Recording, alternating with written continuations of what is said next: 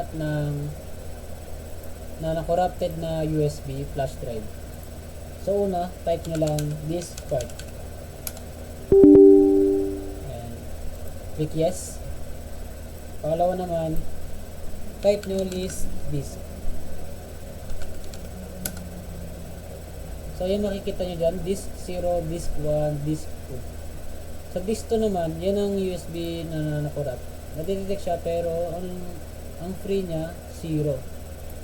So gawin natin tanong format. Select natin si disk 2, then si USB. Yan na disk 2 is now the selected disk.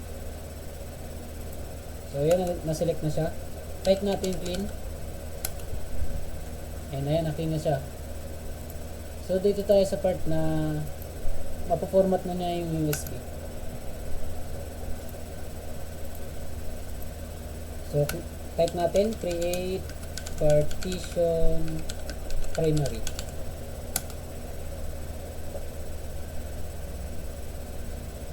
Sorry, mali yung spelling. Create partition primary. So yan, lumitaw na siya.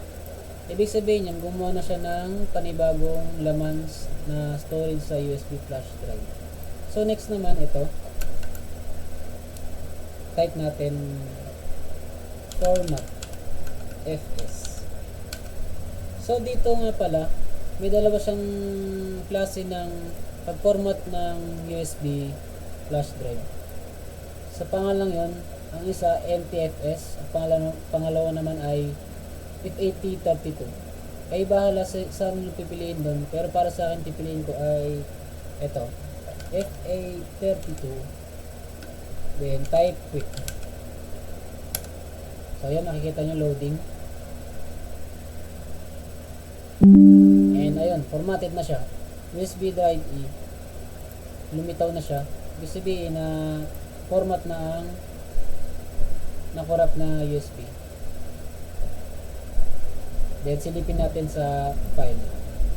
And ayun, okay na. Yun lang. Thank you. Hello guys, sa command line na ito, papakita ko sa inyo kung paano malalaman ng host name or device name ng iyong PC.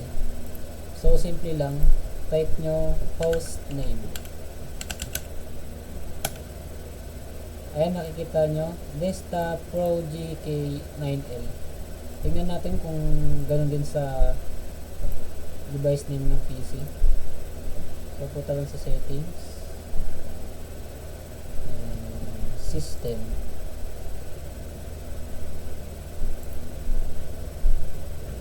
and yun nga, Desktop Pro GKL. Ayan, makikita natin. Ayan, kita nyo, ayan siya, Pro GKA9L, and dito same lang sila. Hello guys, sa command line na ito, papakita ko sa inyo kung paano mag-check ng hard disk sa iyong laptop or PC. So una, type nyo lang chkdsk. So makikita nyo dito naglo-loading siya.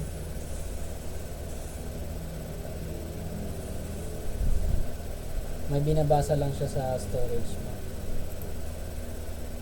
Yan, pangalawa, yan.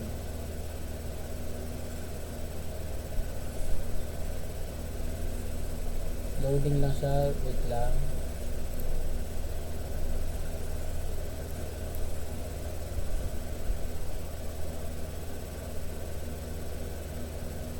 And yan. Sabi diyan, ang command line nito sa pag-check ng hard drive, tinitingnan kung may problem ba sa hard disk mo o may mababasang errors. I will show you how to delete files using CMD.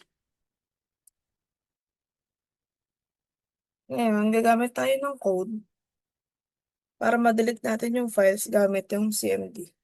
rd space /s space quotation, dalawang slash, question mark slash.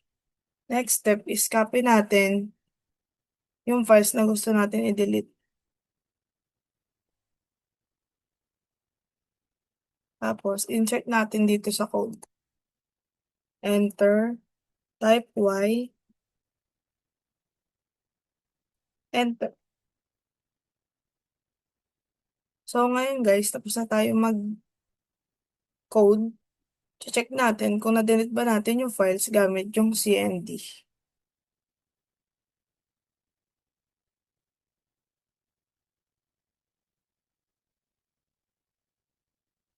So, ngayon nakikita natin na-delete yung files gamit yung code na yun. Umano yung code natin, na-delete natin yung files gamit yung CMD. Ang ginamit kong code is RD. RD stands for Remove Directly, used to delete folder and files. Hello guys, I will show you how to copy files using CMD. So ngayon guys, na-opera natin yung CMD. Proceed tayo sa pagko-code. Ang code na gagamitin natin ay robocopy. Robocopy /e space and then copy natin yung files na gusto natin makopy gamit ang CMD.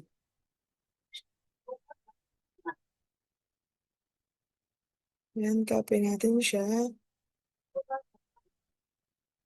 And then, punta tayo sa backup. Then, copy as path lang din natin siya.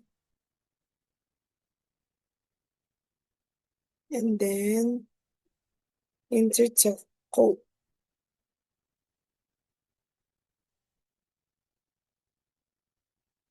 Yan. So, ngayon guys, nakopy na natin yung files gamit ang CMD. Ang robocopy guys, yung ginamit kong code, isa to sa pinakamadali mag-copy ng files, isa sa pinaka-basic na code para mas mapabilis ang pagka-copy nyo ng files gamit ang CMD. I will show you how to shut down your PC or laptop using CMD. Ngayon is gagamit tayo ng code. Ang code na gagamitin natin is shutdown space /p. Ito ang gagamitin natin ng code para ma-shutdown yung PC natin o laptop natin gamit ang CMD. Shutdown, this is the command line utility in Windows used to shut down, restart, or log off a system. /p, this option tells the computer to power off immediately without any delay or warning. So ngayon guys, ipapakita ko sa inyo kung paano gumana tong code na to gamit ang CMD. I-enter nyo lang siya guys, automatic magsha-shutdown na siya. Enter lang natin siya guys. Enter lang natin siya. Automatic magsha-shutdown na siya. Now, I'm going to show you one of the command line, which is the netstat.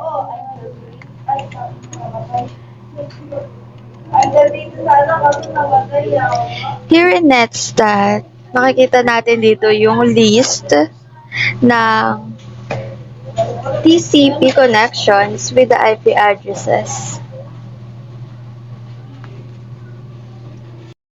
Yung next na command line na papakita ko is yung nslookup.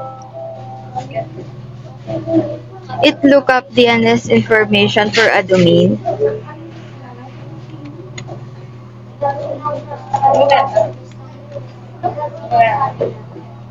Yan. NS lookup, tapos yung website na gusto nating tignan. Example, yung google.com.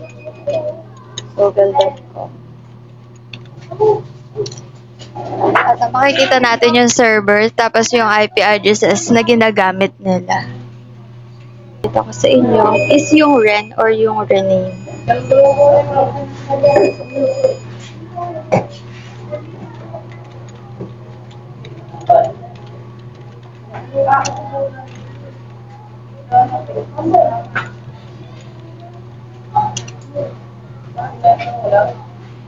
Makikita natin dito yung alt. Ayan, papalitan natin niya, which is ito. Papalitan natin na siya ng pangalan.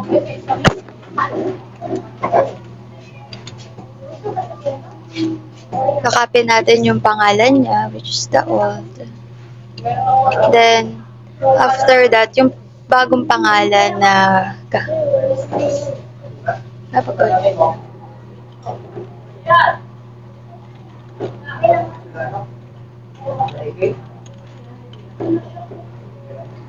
yan, GG.